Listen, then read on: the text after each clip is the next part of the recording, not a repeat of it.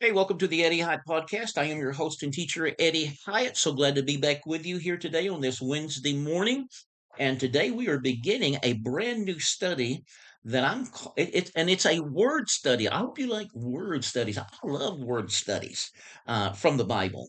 And so we're going to do a word study of 5 biblical words that will change your world, that will change your perspective about men and women in the Bible.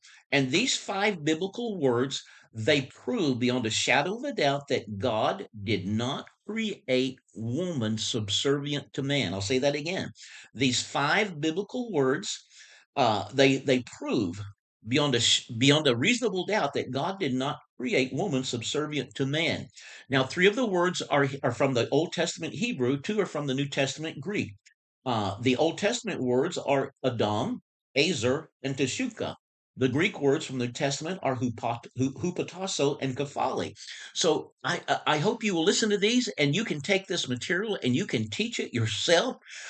This is really powerful stuff, and it is so needed in Christendom today, where there is so much hierarchy and so much oppression and marginalization of women. Oh, my friends, how this study is needed. So let's get started with Genesis chapter 1, and we're going to study the Hebrew word Adam.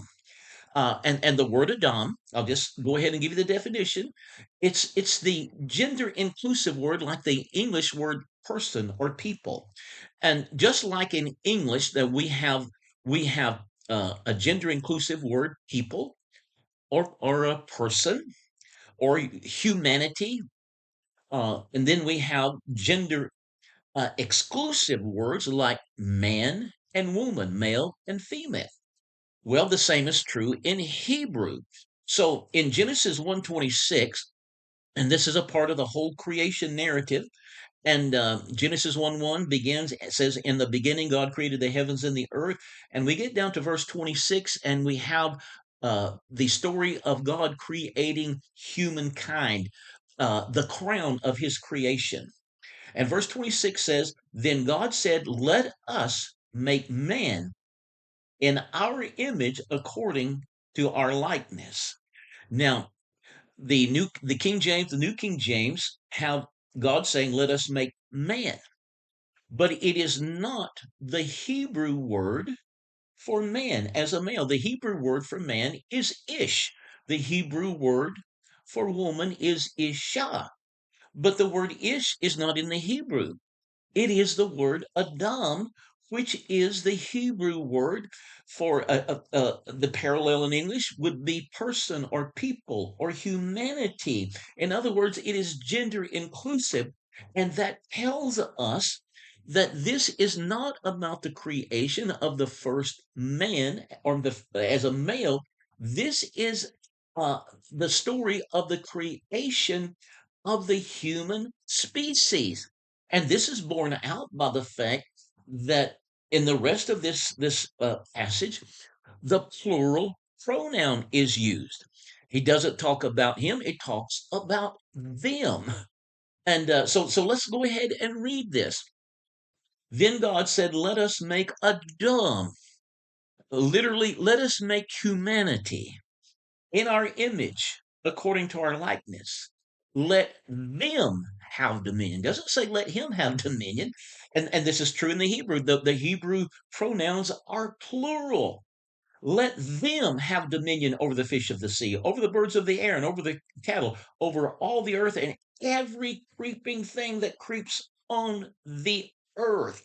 Now, that this is talking about, so this is not about him, this is about them, this is about the creation of humanity. uh and it goes on and says, well, let's look at verse 27. So God created Adam in his own image. In the image of God he created him, male and female he created them.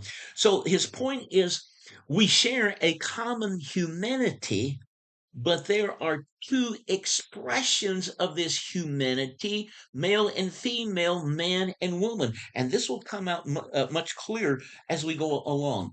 So there was this is borne out, what I'm telling you, in the Septuagint, which is a Greek translation of the Hebrew Old Testament. It was produced around 250 BC in Alexandria, Egypt, by 70 Jewish scholars who were proficient in both Hebrew and Greek. And because there were so many Greek speaking Jews in the world at that time, because of the diaspora, the Old Testament scattering of the Jews, when the Assyrians and the Babylonians came in and conquered Judea, Jerusalem, and they carried Jews away captive. And Greek was the universal language throughout the Roman Empire. And so there were many Greek speaking Jews who did not know Hebrew. So there was a need for this Greek translation. And by the way, it is this Greek translation that New Testament writers quote from.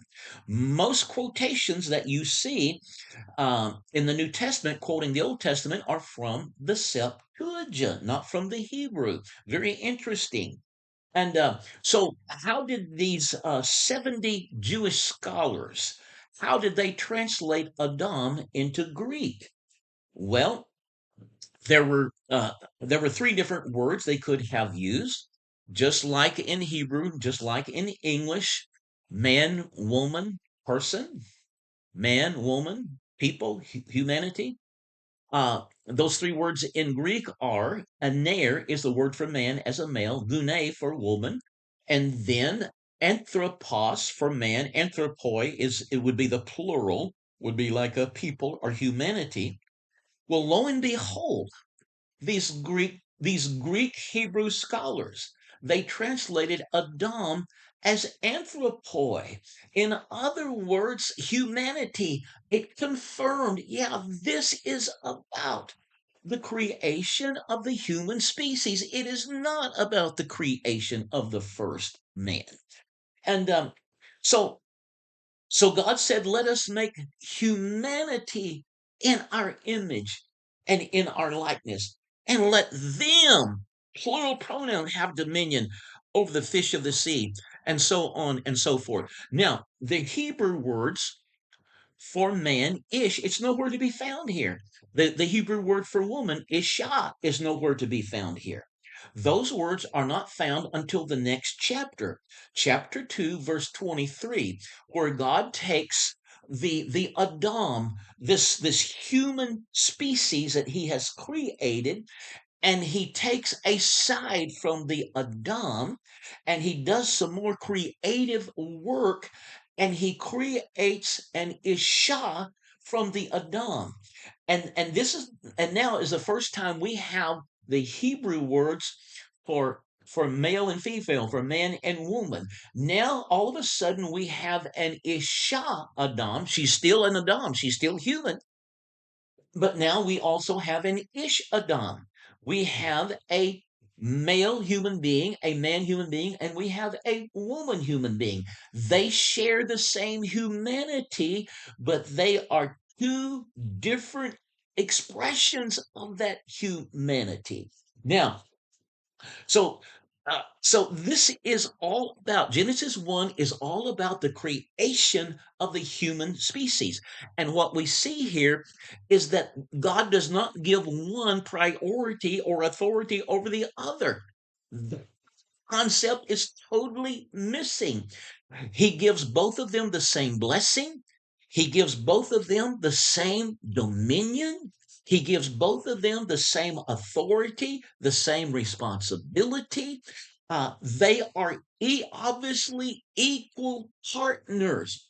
Wow, this is the creation. This is how humanity was created.